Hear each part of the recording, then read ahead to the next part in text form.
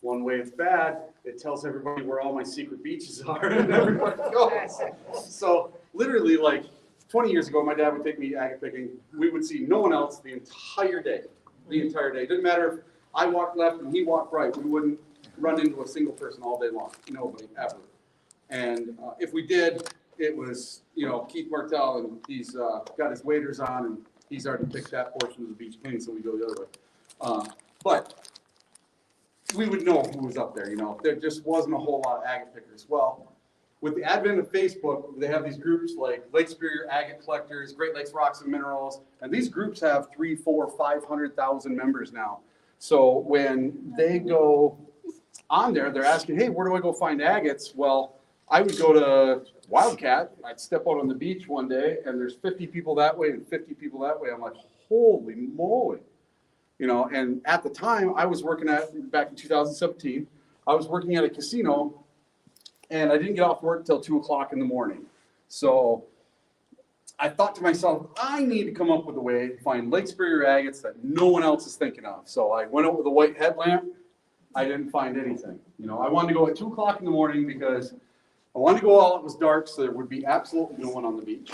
I'd have it all to myself, and I could be the first one out after a storm because I'd get off work at either 2 or 4 o'clock in the morning. I'd sleep till noon. All my buddies are out there at 6 a.m. cleaning the beach up, right? And I didn't want to stay up after work to go rock hunting. So I thought, I just need a way to go from like 2 to 4 a.m. where I can go and be the only one out there. So I have a friend that was like, hey, some agates are fluorescent. Why don't you buy one of these lights? So I bought a light that you plug into the wall, and it looks like a black shoebox, okay? And I shined it on all my thousands of agates. About 30 of them fluoresced green. You had to be about that far away from the light, and not the brightest green ever, but they were green, right? Because it's the chalcedony in them has a uranic in it, and that's what's fluorescing. That's what you see as the green color. So any agates that had a lot of red in them, iron is an inhibitor for fluorescence. So a lot of the red agates would not fluoresce. So not every agate on the beach was going to fluoresce. Well, back then I didn't know there was a difference between shortwave and longwave. So I tried to find a light to go out on the beach with, and I went on eBay first, right? Well, all the lights that had shortwave in them were a great big giant box like this. I mean, just like giant shoebox, 2-3 foot long, had a great big handle on it, weighed like 15 pounds, had a cable coming out of it going to an inverter, and you had to supply a backpack and a car battery. And this thing was like $1,500, and I'm like, my wife will shoot me if I order this thing, And I'm glad it was that expensive, because if I would have went out with the right light, I wouldn't have found what I found. So I typed in mineral detection flashlight, and the first thing that came up was a little silver flashlight. It was long wave. It was 395 to 410 nanometers, the worst, junkiest, crappiest flashlight in the world. And I took this flashlight and I bought it because it was $7. And next to the flashlight was a picture of a green fluorescing agate. This flashlight would make no agate in history ever fluoresce, no matter how nice it was.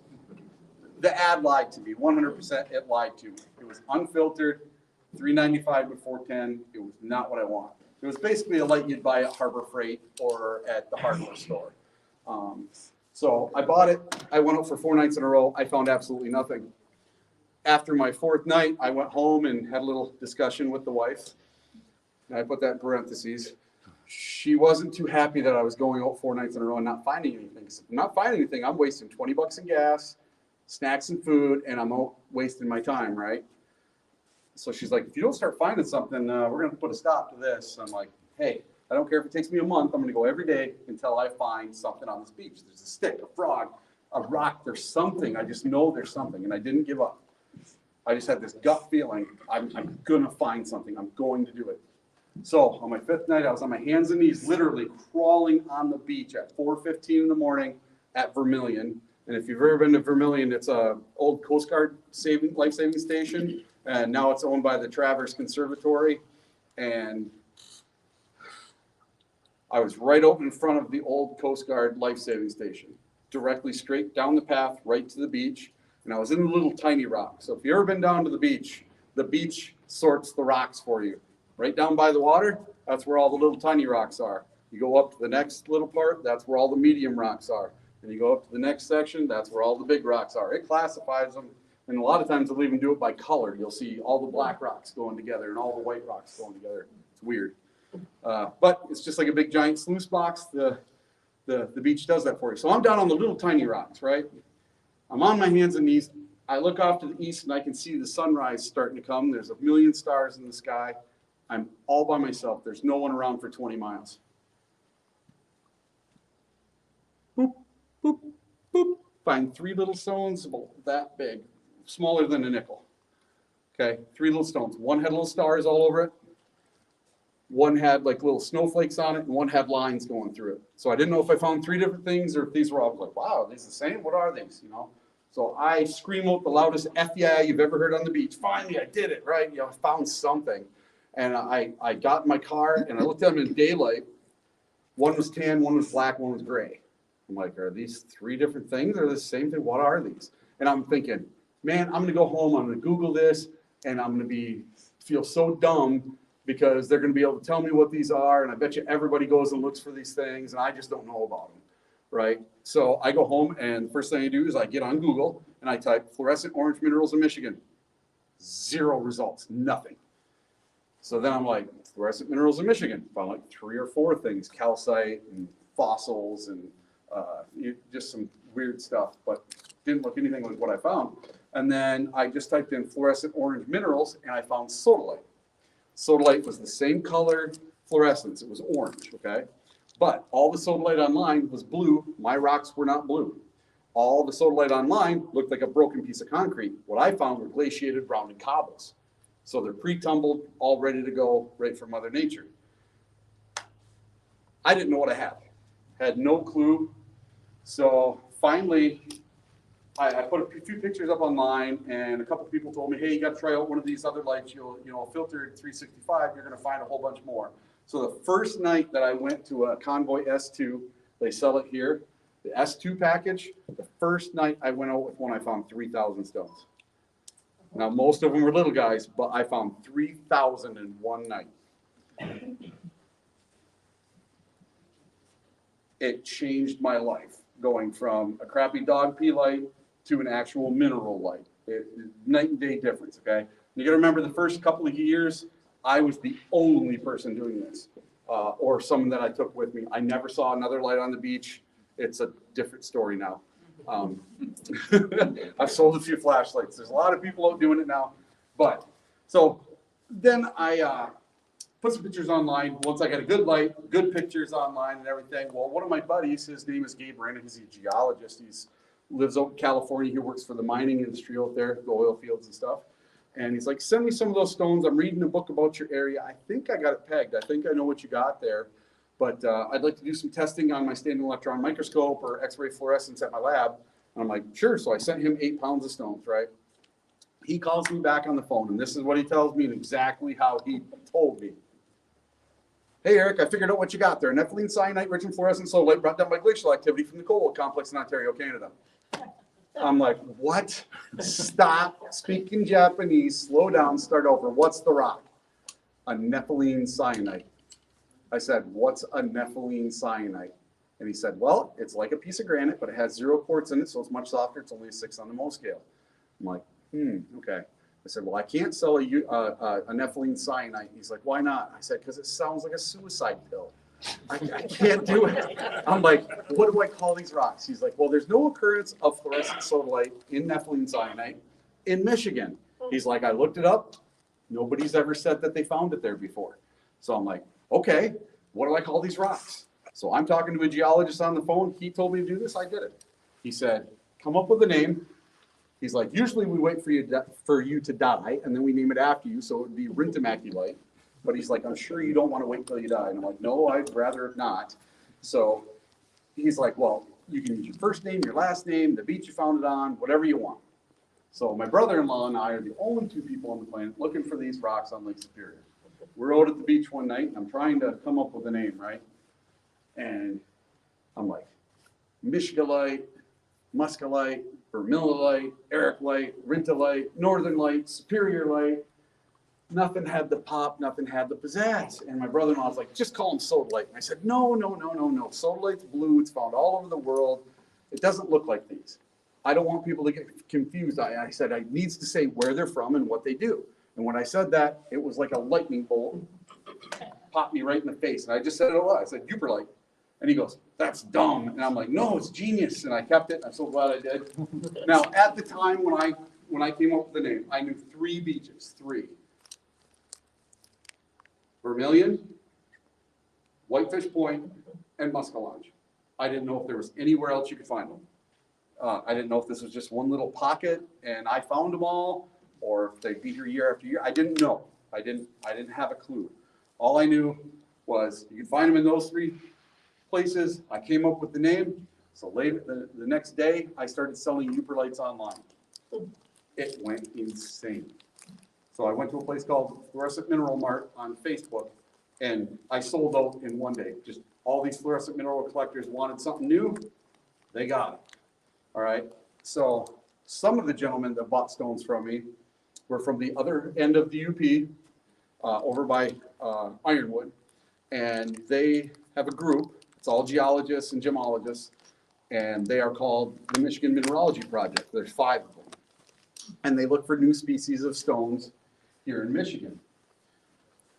So they contacted me, they bought some stones from me, and they sent me an email and said, Eric, we think you may have found something new for the state of Michigan. Would you mind if we did some testing on these stones? We're going to have to destroy them in the process. And I said, you can shoot them out of a cannon and have fun. They're yours, blow them up with dynamite. I don't care, do whatever you want. You know, they're your rocks, you can do whatever you want with them.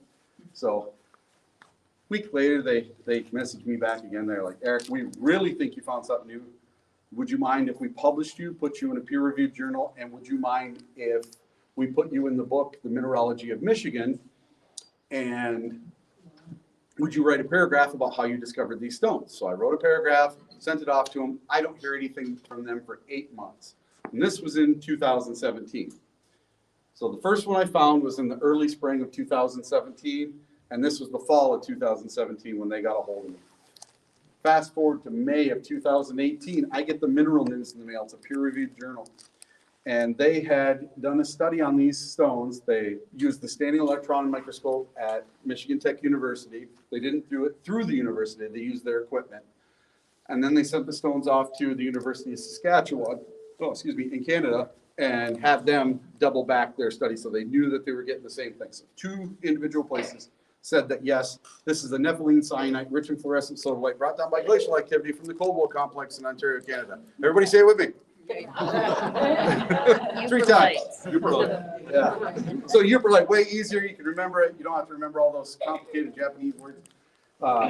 So a week later, I get a phone call from a lady because I started a Facebook page for Yooperlites, and I thought, you know, maybe I could just sell some of these rocks, right? So I start doing rock shows for agates, and I start selling a few of these, and I wasn't selling flashlights and anything, just selling a couple of rocks, you know, for people that collected fluorescent minerals. And a lady from Grand Rapids, Michigan got a hold of me. Her name is Karen, and her husband Cass, and they asked me, would you take us out to hunt for these rocks? And I said, well, I don't do tours or anything. I don't even know what I would charge. I was like, how about the light plus $15 for gas? Game on. So I had to order the lights and wait a couple weeks, got the lights in. Mother's Day, I take them out, right? We go to the mouth of the Two-Hearted River. They both find 25 pounds worth. They both had like you know, those, the reusable shopping bags? They each filled it. They each filled their bag. They were so happy. They went home. They took all sorts of pictures. There's a couple more seats up here, guys. There's empty ones. So they get their 25 pounds. Okay, so here in Michigan, we have a law from the DNR. Okay, I know all about it. So you are allowed to collect up to 25 pounds of any stone, rock, gem, or mineral per person per year off any state property. Okay? If it's on private property, you can collect as much as you want. So I always limit everybody to 25 pounds. I limit myself to the same. Actually, I don't even collect anymore, you know, to sell or anything. I buy all the stones that I sell now. Because there's so many people that pick them and they have no clue to do with the 5-gallon bucket that their family found. So they come to me and sell me the 5-gallon bucket. It happens every year. So every year they bring me a bucket every year. I have like 80 buckets of these stones at my house. I have so many, it's not even funny. And then I got a few off of private property that are 200+ pound boulders that are in front of my shop too. Wow. Those all came from a gravel pit up in the Keweenaw. Yeah, and then if you guys follow me on social media, you saw that the other day I posted that over in Wisconsin at J. Wilkes State Park. I'm going to go there in about a week and a half. There's these 5,000 pound boulders that are all Yooperlite. Wow. And they light right up. So I'm going to go there and do a video. And they told me exactly which campsites they're in front of and everything. So you're never going to remove them. They're too big. And if you're going down there hammering, they're going to hear you in the campground 10 feet away. So good luck. Yeah. But anyway, yeah, so Karen and Cass, they got a hold of me, asked me if I'd take them out. Said sure. I'm like, suckers, I'm getting $15 to take them out. They're paying for my gas for me to go rock picking, right? Perfect. You know, it was awesome. I thought it was the neatest thing ever that somebody wanted me to take them out rock picking, right? I was very honored. So I go to pick them up, and the first thing they tell me, listen, we both got conceal and carry, so don't think you're taking us out on Lake Superior, taking all our money, dumping our bodies in the lake, because it ain't happening, buddy. I'm like, whoa, whoa, whoa, city people. You know, I'm a little town guy. They're like, no, we just got them for bears. I'm like, we're not going to see any bears. You guys are fine. So now I am lifelong friends with Karen and Cass. Every time I do a rock show downstate, they come and visit me, and they bring me these hot shot from this little meat market down there, and I just love them. These little sausages, oh God, they're so good. They put them on dry ice and they bring them to me every time. And they're just the most awesome people. So there's something weird about Yooperlite picking. We're all like-minded people. I never run into nasty or like ever have anybody like be down on a tour that goes with me. Everybody's always like-minded, has a blast and has fun. You know, I've never had one single complaint, thank God, knock on wood, from one of my tour people. They always have a lot of fun. And so I do with my first two people, Karen and Cass. Well, they tell their friends, they tell their friends, they tell their friends. That's that really cool thing about Facebook. That's the cool side of Facebook. So it kind of spread like wildfire, all right? Well, I get a phone call about a week later from a lady. Her name is Shirley Clemmer. Maybe I'll show that video today. That'd be a good one to show. So I'm going to go to my YouTube channel. I'm going to show you a video. So let's see. We'll just type in Yooperlite. We'll see if we see it find it. We'll find my channel here. Do you have a business card? Oh, yeah. There's a bunch of business cards on the table back there. Oh, somebody needs to sign in there to get in there. But so this lady, her name is Shirley Clemmer. She gets a hold of me. She asks me if I can take out 24 people. Okay, I've taken 2 out. I've never taken 24 out. So she's like, well, we're a group of retired people that every 3 weeks, all summer long, we go on a rock picking trip. We go look for Leland Blues. We go look for Petoskey stones. We look for agates. We go picking copper. We go all over the state of Michigan looking for something cool to do, you know, 3 or 4 times in the summer, once a month, basically. And I'm like, sure, but I was like, I have to order these lights. It's not like I sell these things. And if you guys don't show up with cash, I can't make my mortgage payment because these lights were more than my paycheck, more than, you know, I kind of had to borrow some money from the wife. Yeah, not so cool. So I told them, hey, you guys don't show up with cash, I'm dead because I won't be able to pay my mortgage for the month. So they're like, oh, I promise we'll all show up. We'll have the money. So they all showed up. They all paid, right? All of them show up. And right before dark, we went, or well, during the day, I took them out agate picking, and I learned something that day.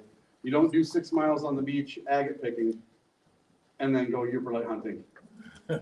Oh gosh, we were all sunburnt. We were all bit up from bugs. It was no fun.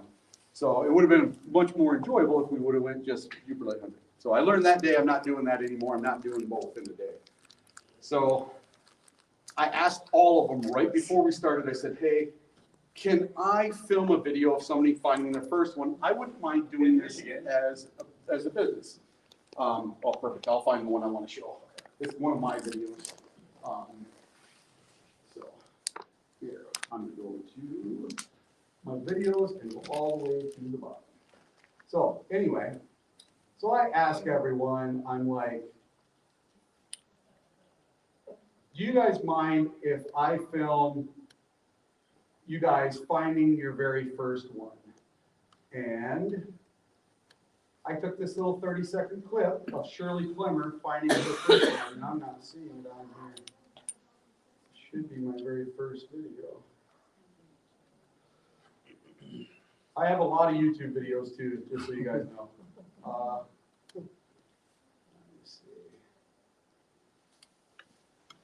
Let me see. It's the one that has the most views. Can you sort by number of views?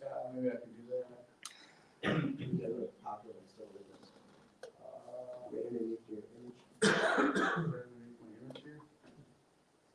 Maybe you can look. Maybe not yet. It'd be all the pictures is popular. Yeah. It's not showing my video at all. It's got millions of views. Yeah, it's not showing it. I wonder why. Is it short? Yep. Oh, it might be in shorts. That's where it's at. Yep. So go to popular there. Ah, there it is. There it is. Okay, so I'll show it here in a minute, but I'm going to set you up. I'm going to tell you all about what happened. So I take this 30-second little clip of Shirley finding her first Yooperlite. And I tell her, you know, do you mind if I put this on Facebook? I would really like to start building my brand. And she's like, oh, yeah, sure, go ahead. It's an awesome video, because I showed her the video, right? Well, earlier that day, I looked at my Yooperlites page. I had 26 likes.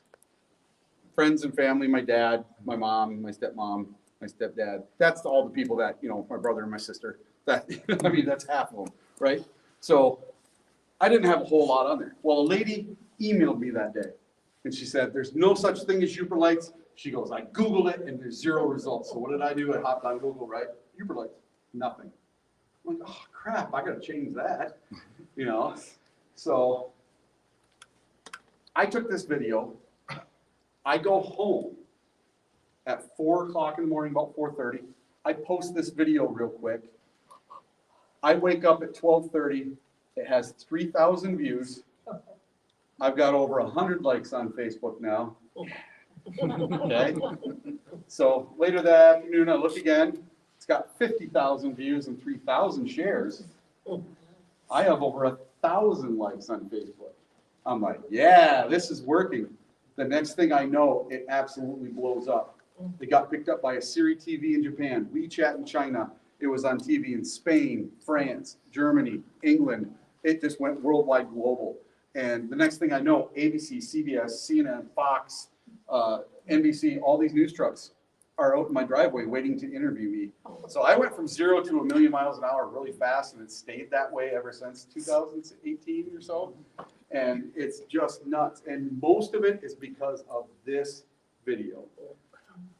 And in the beginning, when I first started taking people out, we were using those lights that are great big like this. They got 100 LEDs, and they're $395 with no filter on them. Well, I had a filtered light.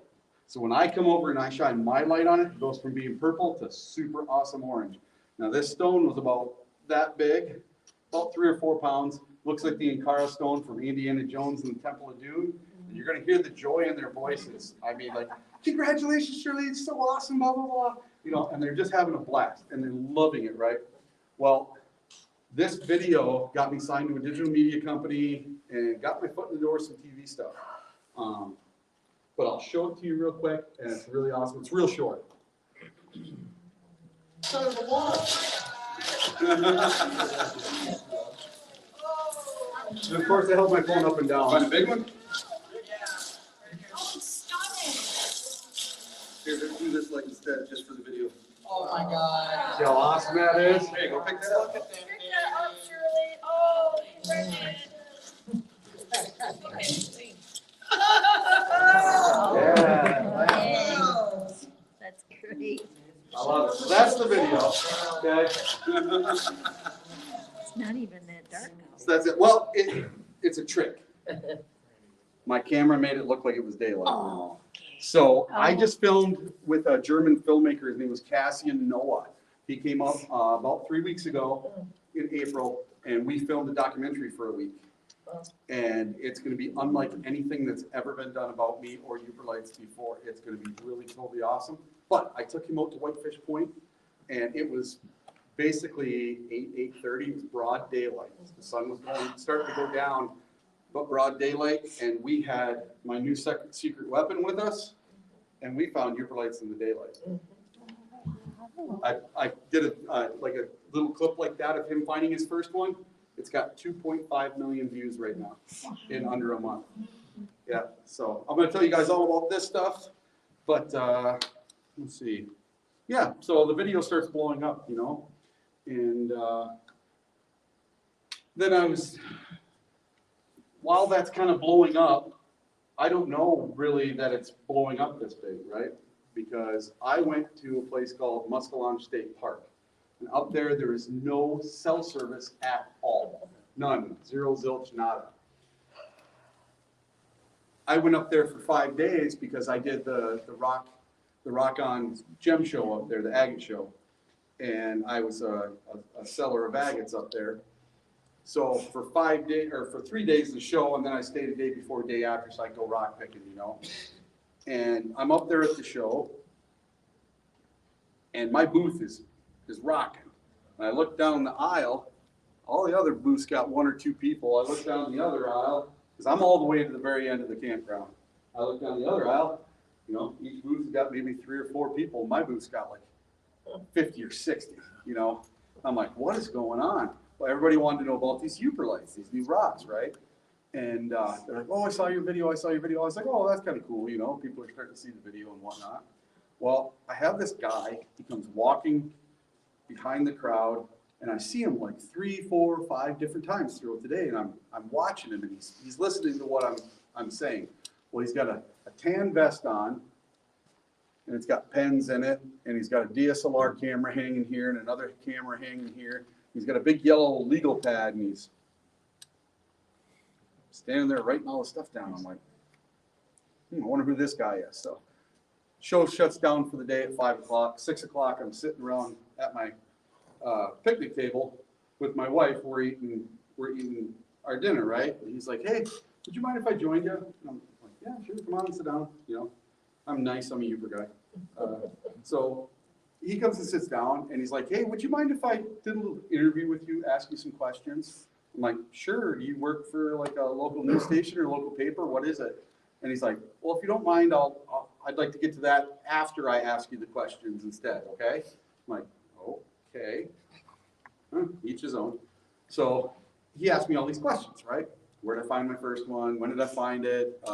Can you tell if just by looking at them in the daylight, can you go down and get one? You know, so he had me put all these rocks out, right, that were them, all the different types of looks, because they can be black, they can be gray, they can be tan, they can be green, they can be white, they can be gray. Sometimes they have speckles, sometimes they don't have speckles. So I told him there's really no way to be able to just go down the beach and look and find them.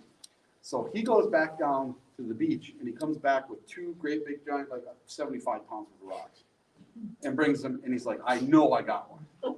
I'm like, okay. Taking them out of the bag, checking them with the light, each and every one, and he didn't get it. He couldn't believe it, okay? So he asked me all these questions, and one of the questions he asked me was, what are your goals with all of this?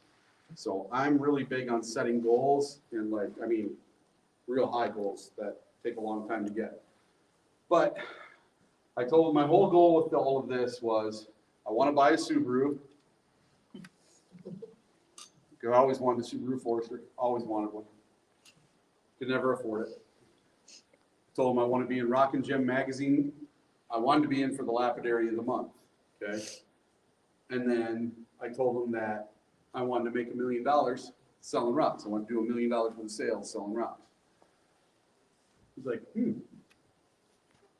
I don't know about the first one, I don't know about the last one, but I can guarantee you I can make the second one happen. It'll help the other two.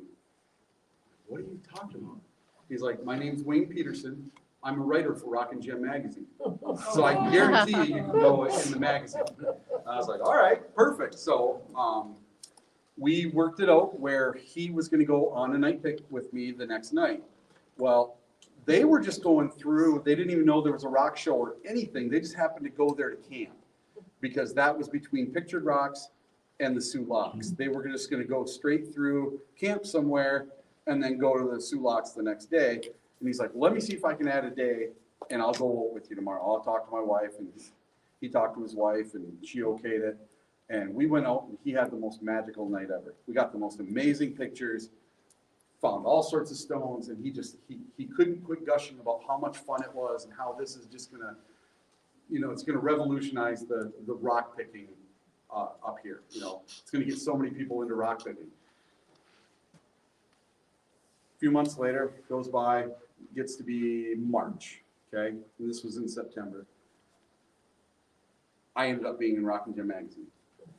So they did a 6-page story, and his original story was 12 pages that he sent me.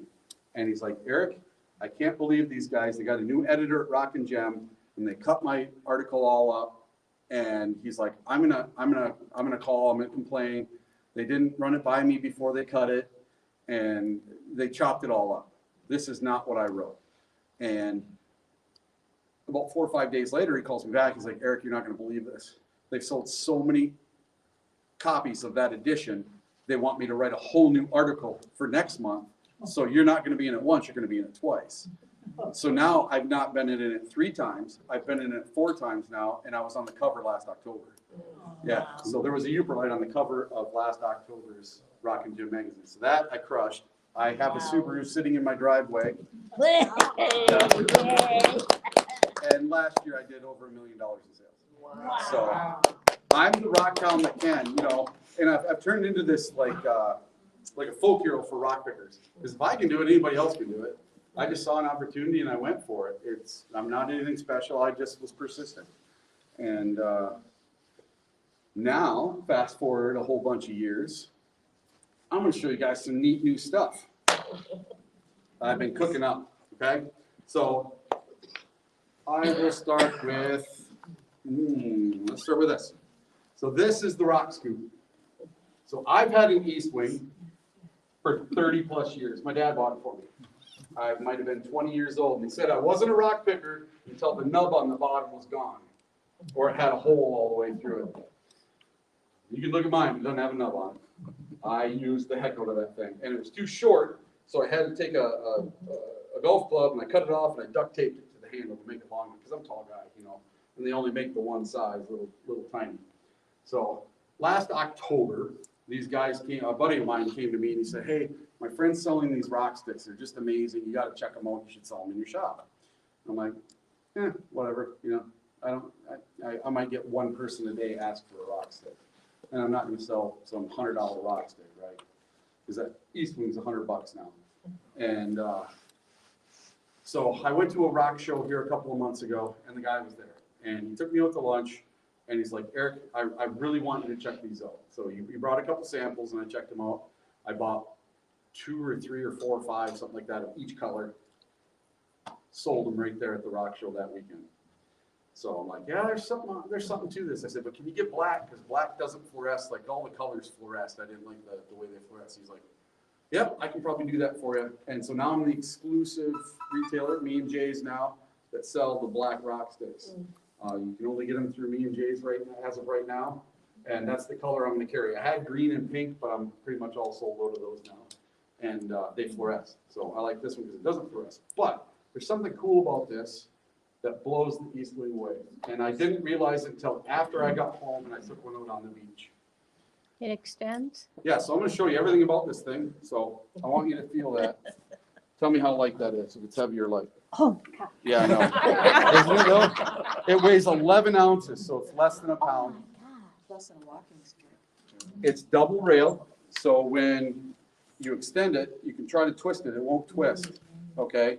So when you're leaning on it, I'm 250 pounds. It bends, but it doesn't break, right? So it goes up to 52 inches, nice and tall for me, perfect for me.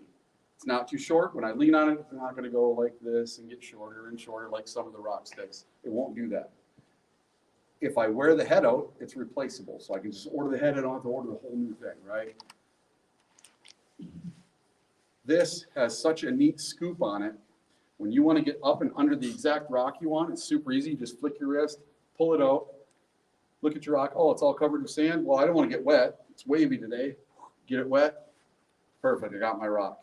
And now a lot of the metal detecting people are buying these because they can be out in 2 feet of water with their metal detector. Boop, boop, boop, boop.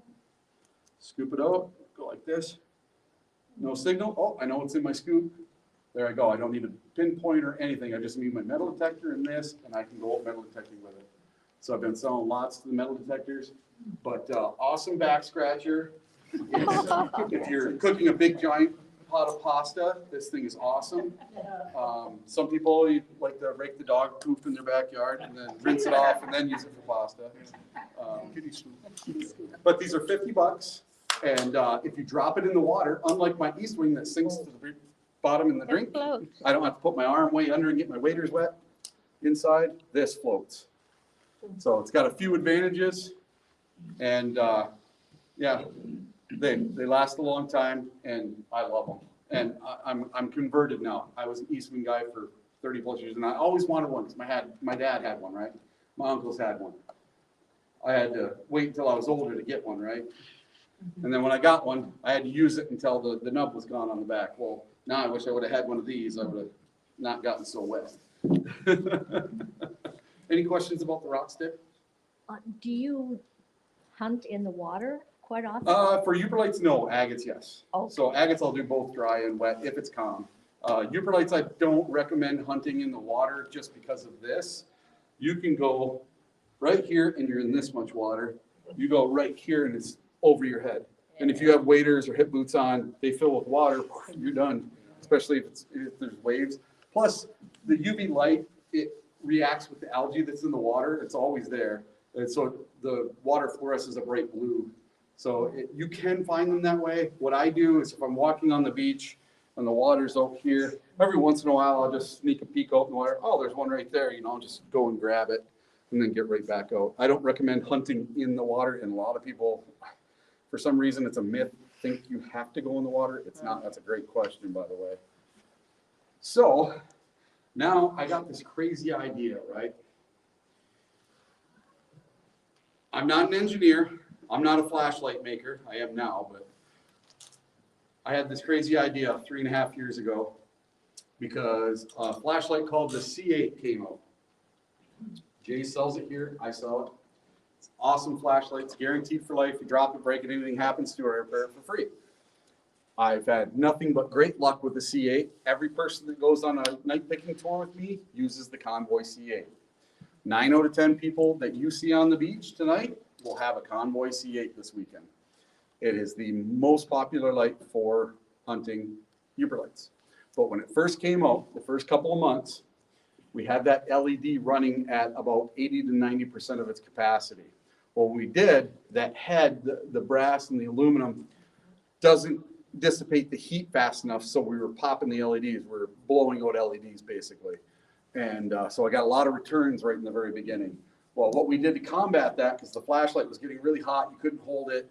So what we did is we cranked it all the way back down to about 60, 65% of the capacity of that LED. Keeps it cool, keeps it running, and it's enough power that, it's pretty good. So that is the tried and true flashlight, the S2 and the Convoy C8. But because of that problem, I wanted a flashlight where I could run it at 100%. I didn't have to worry. I could go all night. I never had to get a hot hand or a flashlight overheat or burn on an LED. So I had this idea. I wanted to build a fan-cooled UV flashlight. 3.5 years later, lots and lots of money, and 16 different prototypes, the Aurora. So this is the world's first actively cooled UV flashlight. It has a built-in brushless fan, has 4 heads instead of 1, and this thing rips, let me tell you. So I'm going to show you a little test right now, okay?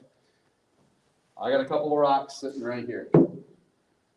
All right, a Yooperlite and a piece of 10 abreast Hackmanite from Canada. Pretty bright.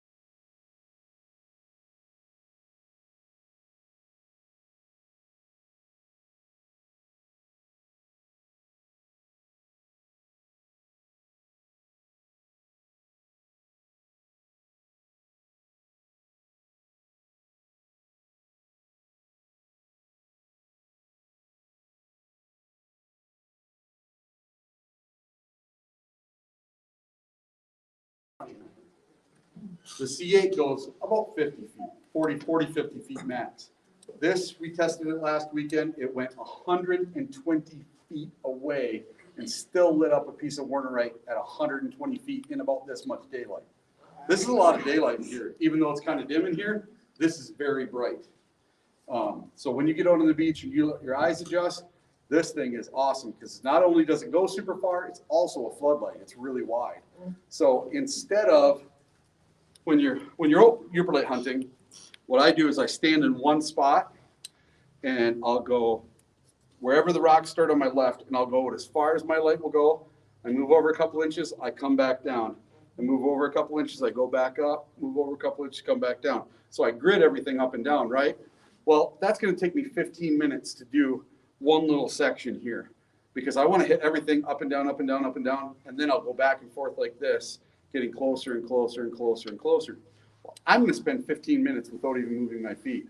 Well, now I can almost do a slow walk because I can go up, down, I'm done. I can take a couple more steps, up, down, I'm done. I can take a couple more steps. It's just going to speed it up. This is for the serious hunter. This isn't for everyone. This is for the person that wants to find all the other ones that everybody has missed. I had a couple stop here before this show started. They bought a couple of these from me. They said they went up to Paradise the other day, and everybody on the beach had Convoy C8s, and they walked right behind them and found all the ones they missed.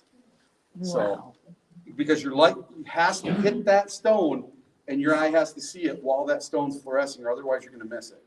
You know, so with a little pin spot like a C8, you got to stand really still and get it right on that stone. With this, you're getting much bigger, broader passes. So this has a built-in brushless fan, so it stays cool, it doesn't overheat. Comes with 4 batteries, a 4-slot charger, a hard shell case, and a wrist lanyard. A single set of batteries lasts 4 hours on high.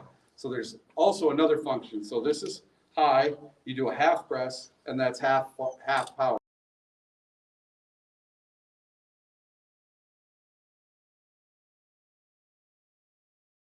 So you can go all night. Now I'm going to show you something. How much? So that one's $350. So it is for the serious collector. That is not for the novice. That's not somebody that's beginning or just wants to do it on a holiday trip on the weekend. This is for the serious hunter. Okay. Is that a rechargeable battery? Yep. So every single light is rechargeable, and they all come with batteries and a way to recharge them. So the next one I'm going to show you is the Max. So this is the UV Max. They've been begging me to sell them here at the store. Okay. I'm going to make sure that there's a little paper disc in here when you first put it in. Take that little paper disc out. That keeps it from activating while the batteries are in the flashlight because they ship with the batteries in it. So this is really cool, and I'm going to show you why. Takes 4 batteries. It's ultra wide. It's got 4 LEDs in it. You charge it with a USB cable right into the flashlight. flip the cable around, put it in the other way, you can charge your cell phone with it. It's USB-C and USB-A. Comes with the wrist lanyard, the case, and the light. But there's something that this light does that no other light does that I have. This is super smooth from edge to edge and is super wide.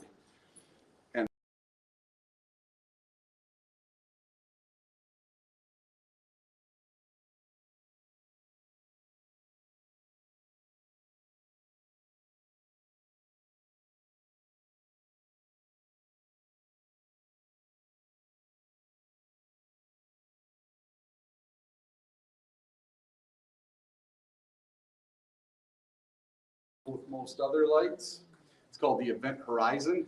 That's when you get close enough that there's actual dark spots you can see between the LEDs. This one doesn't do that.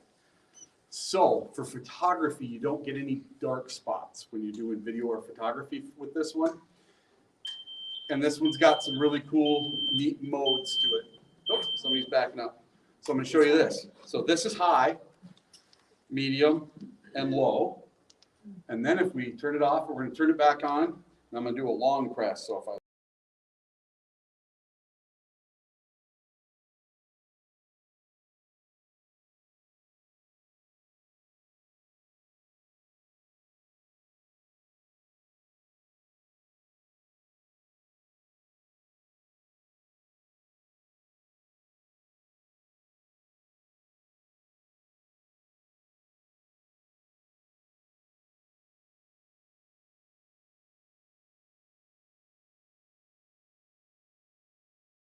mineral, it's not going to look green, it's not going to look orange, it's not going to look red, your picture's not going to look right.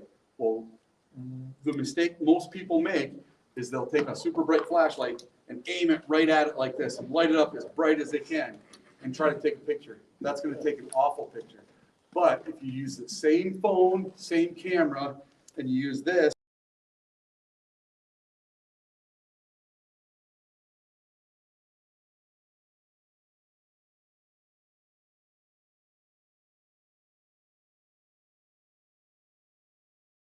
it just is super wide.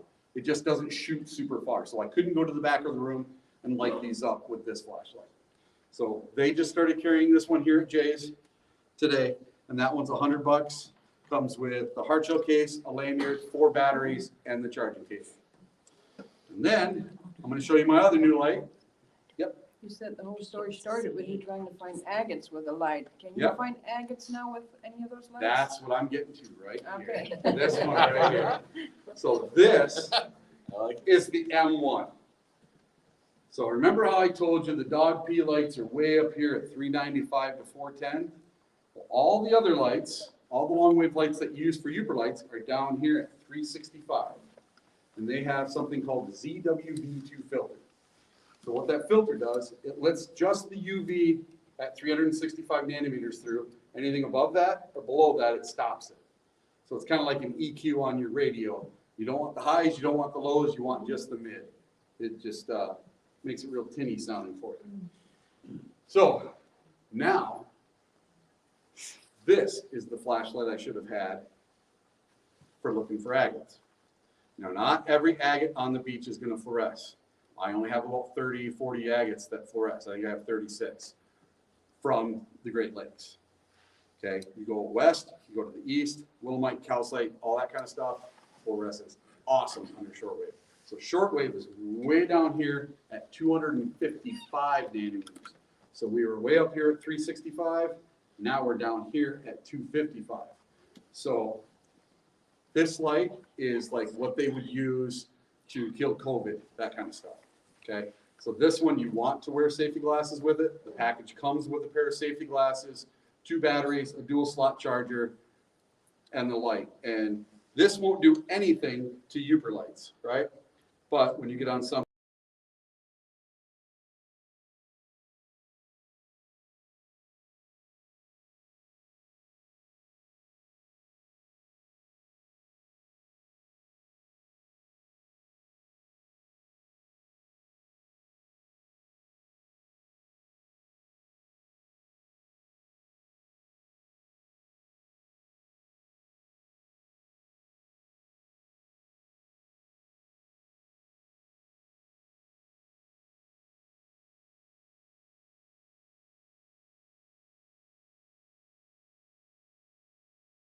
really tough. So I'm gonna tell you, this light is so much fun, especially if you go to like New Jersey, to Franklin, New Jersey, a blast. Go to South Dakota, everything everywhere is green. There's green rocks everywhere.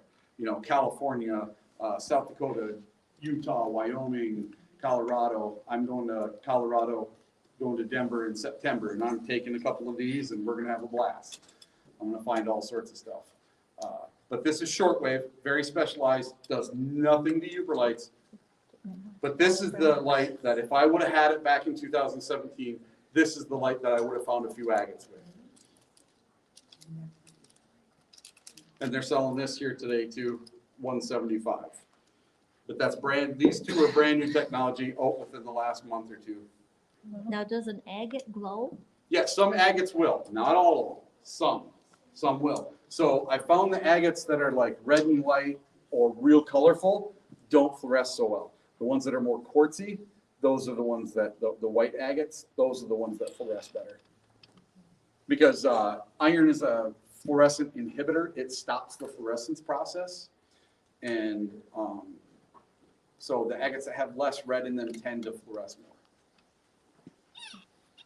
And because our agates aren't super, super bright, you may even have to sit on a beach on a dark night and look for them. But you're going to want to make sure it's dark, dark for agates. Daylight at all is going to be What color are they? green.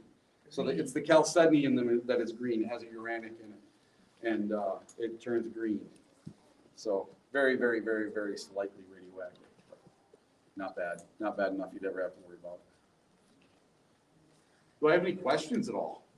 So if you use that light that you have in the case This one? and you went walking on a Lower Peninsula Great Lakes beach and shined it out there just taking your walk, are you Yep. going to find any luminescent rocks All that sorts of stuff. are not Yooperlites or? Yeah, so there's all sorts of fossils. You know, we're known for fossils here downstate. So Lake Huron, Lake Michigan.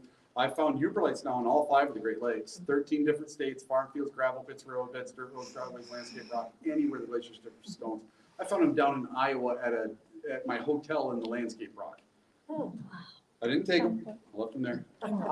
I just looked. You know, it's catch and release for fishermen. You know, you just look.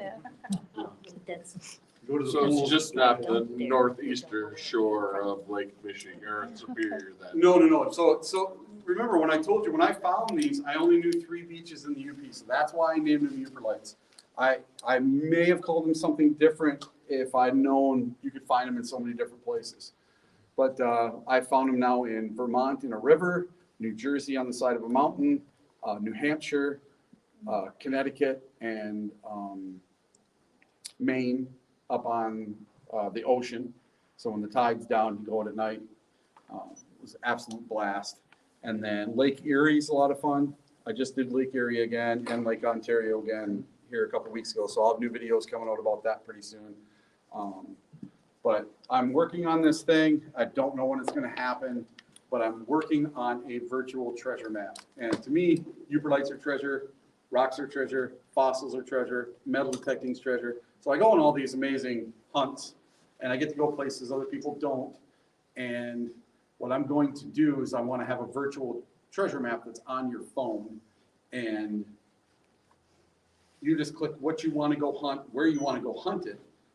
I'll give you exact directions to get there with a picture of the parking lot telling you where to park, where to take your turns, everything. So that way, if you don't have cell service, you can make it there. Because like a lot of people go up to where I go hunting in the Upper Peninsula of Michigan. As soon as you cross the bridge, their phone doesn't work anymore. So if the road looks crappy, if the road looks like a bunch of sand, turn around, don't go down it. We had an epidemic last year of people going down snowmobile trails and getting stuck. So like in my side-by-side that I take everybody out in now, I have a kit just to get vehicles on stuff. Not even to get my side-by-side out, I got a winch. It's for them, for other people. I bought those Go Tread things that you put under the tires, and I got a 100-foot tow strap and a come along and all this other stuff just for other people that get stuck, because I'm a good Samaritan and I can't walk, or I can't just drive past somebody stuck in the sand. This spring was an epidemic, absolute epidemic of people getting stuck in the snow. I was on my four-wheeler, went out County Road 407. I get a mile and a half back going to Perry's Landing. This F-250 diesel was stuck this deep in the deepest snow I've ever seen somebody get stuck in. I'm like, how the heck did you guys get back here? Oh, our friends told us they drove from Grand Marais to Muskellonge on Sunday, and they said they did it in their trucks, so we figured we could do it. And I'm like, yeah, but you guys have been digging a trench for a mile and a half. How did you not get 200 feet in and turn around?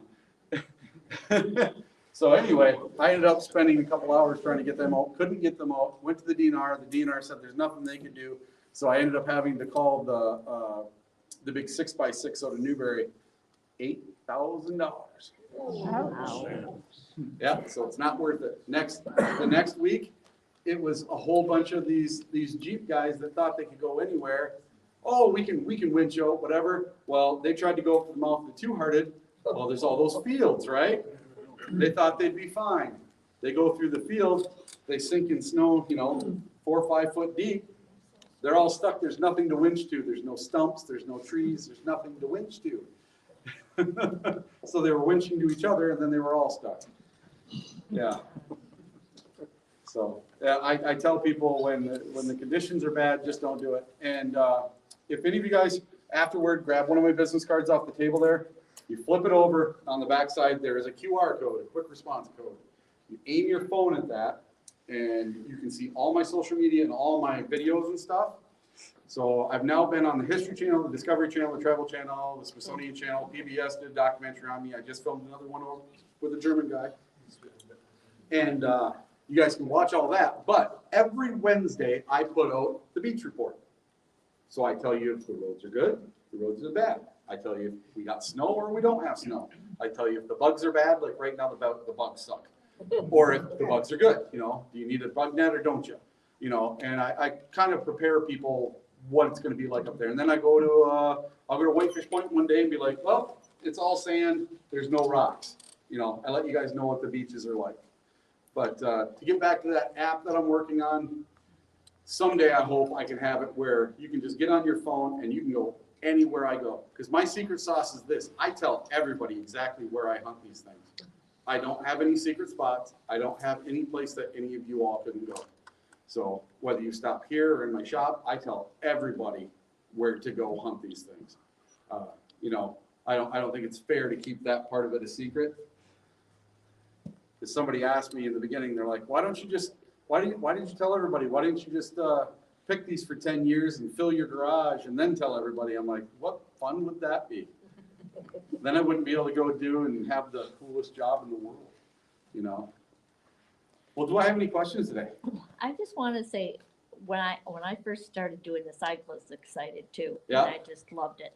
But then when I got home and I looked at these rocks that do not look like anything unless you got the light, I says, what am I going to do with these rocks? How am I going to display them so that they look nice? Yep. I always thought if you could, how people put glowy things out in their gardens at night, their flower gardens and stuff, you'd have to have a special light though to make them glow. And I'm working on it. Oh, good. Yeah, even like an aquarium, That'd be that's my nice. question too. Yeah. Something I could have down on my bar Yep, that so I could just flick I on have every these once in a while, boxes. but make people go, oh, I had that's these awesome. wooden boxes that I was getting made with a special glass, and I had these special bulbs with LEDs in them. Because of COVID, the company went under. So I can no longer get the bulbs to do that. So I am working on something now with things that I already have to make it so you can do your own. And you'll be able to put it under a counter or in a fish tank or, wherever you want. Like out in your And planet. Yeah.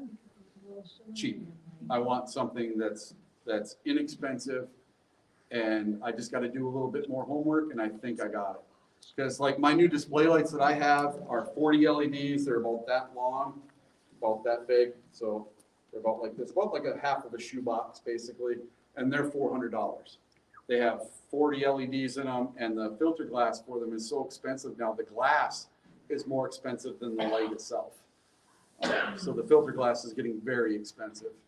And I just got 20 of those in. I got to put the glass on them and decide how many I'm going to keep for myself, and then I'm going to start selling them. But those are going to be right around the $400 mark, somewhere between $300 and $400. But yeah, I've been looking for a cheap display option, something that can go under a counter, you know, just take a sticky thing and stick it up there. And I think I got it figured out, but I need a couple more months to get it. Anybody else have any questions? We have a couple different lights. Yep. And I was thinking I seen some of them that was blue. Yep. So is it the light that's doing it? or- No, so what you're seeing is down the beach, when you can see a light coming from far away, they're using a dog pee light. It's unfiltered and it's putting out 3% UV, where all my lights are putting out 97% UV. So 100 feet away, you can't even see any of my flashlights. You don't see, you can't see them because UV is invisible. But the white light coming out of a dog pee light, I can see it from 2 miles away. That's the blue you're seeing on the beaches. You're seeing. Well, this is on the rock. Oh, is it on? Oh, you're talking about on the rock. Yeah. Okay, so the blue that you see on the rock is fluorescent feldspar. So it can be blue, teal, purple, almost a green color. And those are fluorescent feldspar. So that's the building blocks of what makes up a nepheline cyanide, is feldspar. So with that color, it's not what we call the Yooperlite. No, the Yooperlite part is the orange, the solite, the orange That's part. the orange. But it can be mixed in. I have rocks that it's both colors and the same rock. And that one you had on there, you know, that was really neat. You didn't plant that color, did you? No, God, no. I don't need to. Well, No. I'd never seen one that was that colorful. Oh, well, here. You know, Check this out. So these are the two best I've ever found.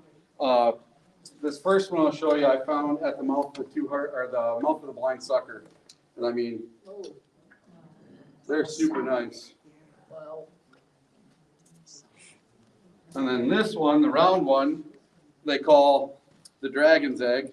I found it at the mouth.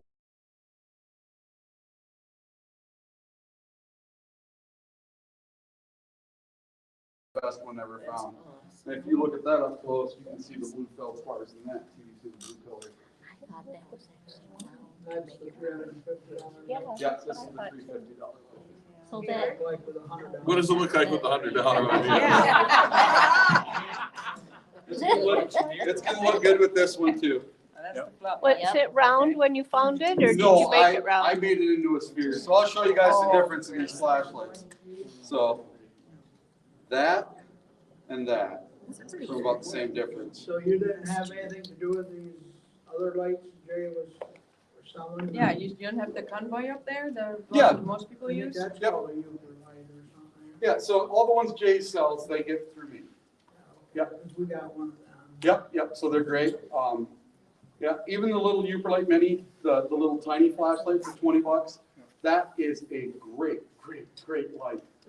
I'm telling you, I send people to the beach with that thing every night, and I wanted a cheap option that I could get friends and families out doing this. Because my legacy is that I found a rock, isn't how many flashlights I sold. My legacy is that I got friends, family, and people out on the beach doing something fun, off the cell phone, off the Xbox, off the TV, off the couch, doing something fun. And if I can get everybody to pick up one piece of garbage, I make the world a better place. You're here. That's really, the rest of it takes care of itself. and the Subarus. Oh, yeah. Well, I got a funny story. So last September, it was my wedding anniversary. And I took my wife out on the side-by-side and we went agate picking all day. I found an amazing agate. I gifted it to her for our anniversary, right? Well, we go to Paradise and we're going to eat dinner. Well, 90-minute wait. I'm diabetic. I can't wait 90 minutes. I'm like, let's just go back to Brimley. We'll go to the casino. We'll eat there. So we go to the casino and we eat. And she's like, let's gamble a little bit. And I'm like, I don't want to gamble. I just want to go home. You know, I've been on the beach all day. I'm like, all right, we'll just spend $100. So we go out there and we put $100 in a slot machine. And, you know, it's her turn, my turn, her turn, my turn. We go down to 50, back up to 90, down to 50, back up to 90. So I'm like, listen, let's go try another. So I picked the most expensive one I can find. Put the $100 bill in. $10 a spin. She goes, I go, she goes, I go, she goes. I go, she goes. $90. Nothing. Not anything. So I'm like, here we go, last chance. I click it. I'm like, yes, we can leave. And he goes, Tabasco, Tabasco, red 7. And the machine shuts off. I'm like, should pay $400. But my math, I'm like, it should be $400.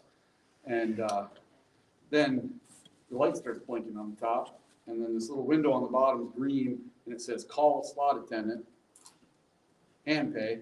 And it flips up and says $8,000. I'm like, yeah! I screamed the loudest, F yeah, you ever heard in the casino.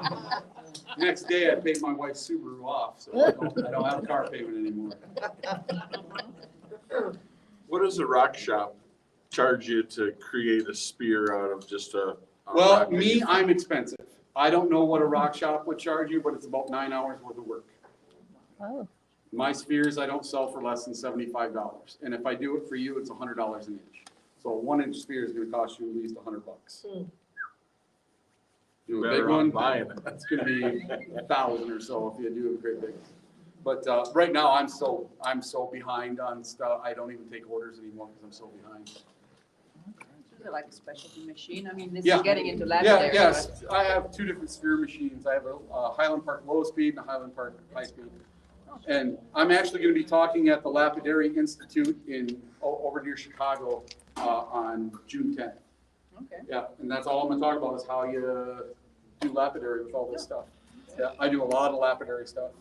And now I'm even into crushing the rocks with an industrial rock crusher at 400 mesh.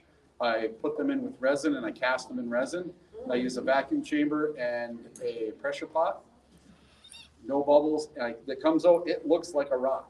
It feels like a rock and it lights up like a rock. It's awesome, but I can make a perfect dragon head every time, you know? And I don't have to sit there and carve. Well, that's You know, because pretty if I neat. sold a carving of the exact same thing, it'd be $1,000. Yeah. But I can sell it for $40 because I molded it. And So I- that's what we see on SD that's, Oh, and I'll warn you guys, if it's made into a shape, it's fake. It's not real rock. Yeah. The Chinese are faking this stuff to beat boo. If it's cheap, it's fake or resin. So are they buying the dust then? No, they're taking whole stones and making stuff out of them, but it's fake material from China, and they're calling it authentic Yooperlite from Michigan, and I stop everyone I can. So I own the trademark for Yooperlites. I bought the trademark, and I don't stop anyone from calling them Yooperlites. The only people I stop are the people that sell the fakes. If I see them at a rock show, I go right up to them and I tell them, you can either call them something else, or you can be done at this rock show, because the people that run the rock shows will kick them right out. And so I can enforce it. So, do you know what they mix it with? Because, I mean, I'm sure they're not grinding. No, up they're Yooper. using full stone and carving it like on a water jet CNC machine, but it's stone from China. It's not stone from here. Yeah, It's a but wouldn't it- sunlight rock from there, and it's different. Yeah, You okay. can tell the difference because when you look at it in daylight, and you move it back and forth. Yeah. It's chatoyant, so it flashes. Oh, If okay. you see little flashes in there, it's probably not real. And if it's just the one dark gray color and kind of translucent, Yooperlites aren't translucent at all. Those are translucent. And they'll have little orange specks in them. We get little red specks sometimes, but not orange specks. And everyone will look exactly the same with the same glow. You know, Yooperlites, you see all these different crazy patterns. There's lines, there's little dots, there's stars. Some of them are really bright, some of them are a little dull. And they're kind of consistent all the way through. They're always the same. But they're orange, they glow orange. Oh, they glow orange, and they look like a Yooperlite. I mean, you hit them with a light, most people aren't gonna be able to tell the difference. I can tell because the color's different. It's a different colored orange. It's more like a creamsicle to me than these. These are more of a bright fluorescent orange to me. And they're pretty good. They're fakes, but man, I tell you, they're pretty good. If they can fake something over there, they're gonna fake it. Well, heck, I thank you guys for all coming out today. If you want, they got all that stuff that I just told you about over there that you guys can check out. If you guys want to check out any of my rocks, you can. I have rocks from Lake Erie, Lake Ontario, Lake Michigan, Lake Superior, all in this box, stuff from New Jersey, all over the world. Thank you. Yeah, thanks for coming over, everyone. I'm getting hot. I'm collecting a rock from every state in the country. Yeah, yeah. My coworker left. I don't even know if my head is working yet. Figure that out and, Yeah. yeah, join the Facebook group. A lot of them will trade with you.